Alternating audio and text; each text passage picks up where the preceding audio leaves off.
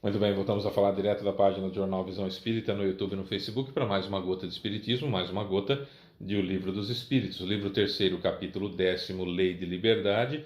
Vamos iniciar o item Conhecimento do Futuro. Conhecimento do Futuro. Questões 868 e 869, 868 e 869. Compartilhe, curta, comente, você ajuda a divulgar a doutrina espírita, tá bom? Vamos lá. 868. O futuro pode ser revelado ao homem? O futuro pode ser revelado ao homem? Resposta. Em princípio, o futuro lhe é oculto, e apenas em casos raros e excepcionais Deus permite ao homem a sua revelação. Olha, o futuro está o tempo todo em construção. Então, na realidade, não existe um futuro determinado. Nós estudamos, por exemplo, fatalidade há alguns dias. Nós temos esses vídeos aqui na nossa playlist de O Livro dos Espíritos, no nosso canal, no canal Visão Espírita.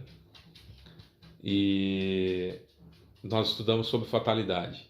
Então nós sabemos que fatalidade mesmo, existe, que eu vou encarnar e que eu vou desencarnar. Quando e quando é muito variável. Depende de um monte de situações. Porque eu posso estar programado no meu planejamento encarnatório que eu vou desencarnar com 50, mas aí, por um motivo, às vezes até alheios à minha vontade, motivos alheios à minha vontade, isso é prorrogado para 70, 80, 90 anos. O contrário também acontece. Eu tenho aí no meu planejamento encarnatório 90 anos para viver, para cumprir as minhas provas e expiações, porém, no entanto, contudo, todavia, eu estou desviando tanto do caminho que tem lá no meu planejamento encarnatório, se as decisões forem ruins, encerra a encarnação. E aí antecipa o meu momento da desencarnação. Então, a fatalidade, como encarnação e como desencarnação, existem, mas o tempo depende. Que eu vou nascer com você e com a sua esposa, ou com você e com o seu marido, mas aí vocês decidem que não vão ter agora, vão ter filhos só mais para frente, daqui 5 anos, por exemplo, vão se precaver e vão só daqui 5 anos. Eu espero. Certo? E destino também não existe, porque eu estou construindo a minha evolução. O que existe é um determinismo que eu vou ser perfeito um dia. E Deus sabe quando eu vou ser perfeito, não porque Ele está vendo o futuro, no sentido de está vendo tudo que eu vou fazer. Não, Ele vai calculando. Eu uso esse termo, tá? Esse é um termo meu. Ele vai calculando. Então ele olha o Fábio, me olha. Então ele olha o Fábio. Então ele começa a fazer os cálculos. Bom, o Fábio demora em cada encarnação, ele evolui um ponto, são precisos 300 pontos, então ele precisa de 300, um exemplo, tá? Precisa de 300 encarnações para atingir 300 pontos, e aí tá apto a ser levado para um planeta de regeneração. No planeta de regeneração, ele nessa toada que ele está indo, ele vai evoluir um ponto por encarnação. No planeta de provas e expiações, no planeta de regeneração, nesse jeitão dele, ele vai conseguir 2 pontos por encarnação. Então, são 150 encarnações para atingir 300 pontos. Aí ele vai para o mundo feliz, lá nessa toada que ele está indo, ele vai evoluir 3 pontos em cada encarnação. Então, ele vai precisar de 100 encarnações para atingir 300 pontos. E aí vai estar perfeito para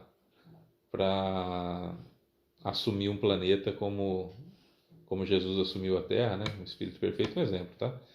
Então ele vai estar pronto. Então ele vai demorar 300 encarnações, de aproximadamente 100 anos cada uma, entre idas e vindas, então são 3.000 anos. Aí no planeta de regeneração, mais em torno, são 150 encarnações, de 150 anos, então de cada uma com 150 anos, então 150 vezes 150 são, sei lá, 265 mil anos, alguma coisa assim, vai. No mundo feliz, mais 6.000 anos, mais, faz as contas. Bom, então o Fábio vai tá perfeito daqui 1 milhão de anos. Um exemplo bobinho, tá? 1 milhão de anos. Ah, tá. Então o Fábio vai estar pronto daqui 1 milhão de anos. Mas o planeta que ele vai gerenciar para mim vai estar pronto daqui 900.000 anos. Eu não posso deixar parado o planeta 100.000 anos porque o Fábio está atrasado. Então ele fala com Jesus, fala, ó, adianta o Fábio lá, o Fábio está atrasado. Quando o planeta estiver pronto, o Fábio não está ainda. Então precisa dar uma acelerada no Fábio, está demorando muito. Então começa a colocar umas encarnações compulsórias para ele quitar um pouco dos débitos que ele criou, porque eu preciso que ele esteja pronto na época correta. E aí então interfere no meu livre-arbítrio. Interfere no meu livre-arbítrio e eu vou ter algumas encarnações compulsórias que vão fazer com que eu evolua o suficiente. Aí daqui 10, 15 encarnações, Deus faz de novo o cálculo e vê que eu vou estar pronto daqui 900.000 anos e não 1 milhão de anos. Quando vai estar pronto o planeta, volta o meu livre-arbítrio pleno para eu fazer o que eu tenho que fazer. Então, o conhecimento do futuro, claro que é muito mais complexo do que isso, né? Mas estou falando um exemplo disso seria o conhecimento do futuro. Você faz um cálculo a partir de cada situação. A Terra, quem está olhando a Terra como Jesus que controla o planeta todo. Então ele está vendo como que funciona as placas tectônicas, precisam ajeitar aqui, o eixo da Terra é um pouquinho invertido, então precisa voltar para cá, o polo sul e o polo norte tem que ser os mesmos que os magnéticos, enfim, toda a transformação que tem que acontecer na Terra e tal. Então ele sabe quanto tempo vai demorar para isso acontecer. Certo? Beleza. Então, sempre esse futuro que vai acontecer diz respeito, no que diz respeito à matéria, fácil porque o universo está em expansão, enfim, isso já se consegue fazer hoje, nós já conseguimos fazer, nós que eu digo, seres humanos, conseguimos fazer esses cálculos e entender esse processo de como vai estar no futuro o universo, por exemplo. Agora, imagina Jesus, né? Imagina Deus. Agora, nós termos conhecimento do futuro depende de um monte de situações. Depende de um monte de situações, porque o que é esse futuro, especificamente? Né? Vamos ver a próxima questão, 869. Com que objetivo o futuro é oculto ao homem? Resposta.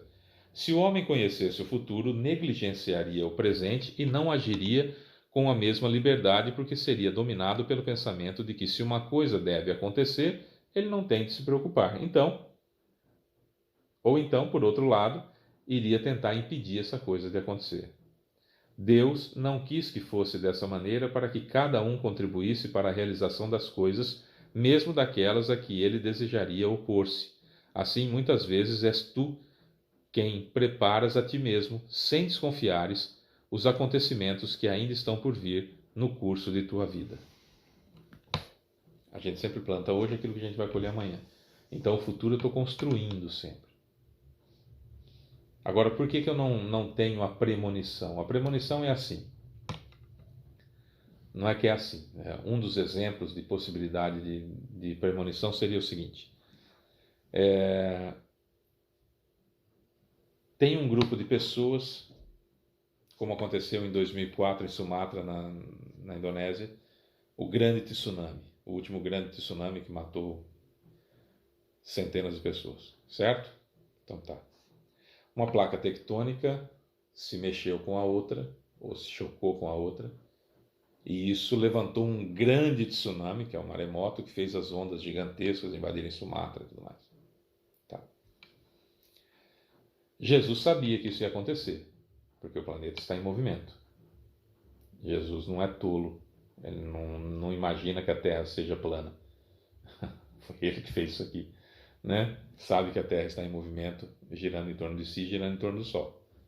Né? Então ele está vendo o que está acontecendo com as placas tectônicas. Foi ele que criou isso aqui. Então ele sabe que vai ter que se ajeitar tudo. Tal. Futuramente, inclusive, os continentes vão se juntar tudo de novo. Porque os continentes eram todos juntos, aí se separaram, América, Oceania e tal. Né? Vai se juntar tudo de novo. Tá Está acontecendo isso, tá? Mas enfim, isso dá para prever, inclusive, quando vai acontecer. Então Jesus sabia que ia acontecer.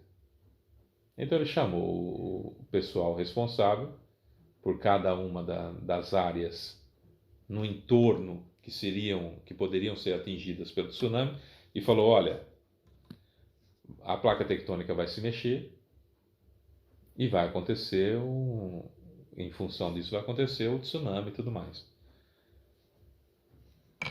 Vamos aproveitar essa situação para evoluir as pessoas. Porque tendo gente lá ou não tendo gente lá, aconteceria do mesmo jeito, porque diz respeito à placa tectônica que está embaixo da Terra, em cima do manto de magma, se mexendo, tá? Isso ia acontecer de qualquer jeito, tendo gente lá ou não tendo. Isso ia acontecer. Aí o que acontece? Os sobreviventes que ficam naquela penúria, naquela dificuldade tremenda, os sobreviventes da catástrofe do tsunami de Sumatra foram políticos corruptos e pessoas corruptoras de outras encarnações, os que sobreviveram, certo? E colheram, sentiram na pele o que é o desamparo causado pela corrupção. Isso foi o que aconteceu lá. Os que desencarnaram, vindos de toda parte do mundo que estavam lá, que desencarnaram, tinham em seus planejamentos encarnatórios a necessidade de resgatarem coletivamente uma desencarnação abrupta, uma desencarnação violenta. E aconteceu de todos os que estavam lá e desencarnaram tinham qualquer tipo de ligação, via de regra. E tinham também aqueles que já estavam na hora de desencarnar, então estavam lá. Certo? Não se perdeu nada. O plano espiritual trabalha direitinho, que já sabia o que ia acontecer. E as pessoas que iam desencarnar lá tinham no seu planejamento encarnatório essa situação. Por mais que poderiam nem ter visto o planejamento encarnatório, ou que participaram junto para escolher seu planejamento encarnatório. O fato é que estava no planejamento encarnatório. Os que iam sobreviver, porque eram essas pessoas, e os que iam desencarnar porque precisavam passar por isso. Então eles chegaram lá na época que tinham que chegar. Os que não tinham que passar saíram de lá por algum motivo. Os que não tinham que passar por isso não conseguiram pegar aviões ou barcos para chegar naquele local. O fato é que só estava lá quem precisava passar por essa situação, seja desencarnação coletiva ou seja desencarnação violenta, tinha que passar por isso. E os sobreviventes eram as pessoas que nasceram lá, porque iria acontecer isso e ficaria uma situação de penúria muito grande e eles precisavam sentir na pele, pela dor, aquilo que causaram as outras pessoas por suas corrupções. Certo? Como que alguém vai ter ciência disso que vai acontecer lá? Simples. Quando foi avisado para começar a trabalhar lá naquela região, porque iria acontecer uma grande catástrofe, o plano espiritual começou a criar bases lá, bases de resgate lá naquele local. Começou a criar uma estrutura naquele local para resgate de grande desencarnação.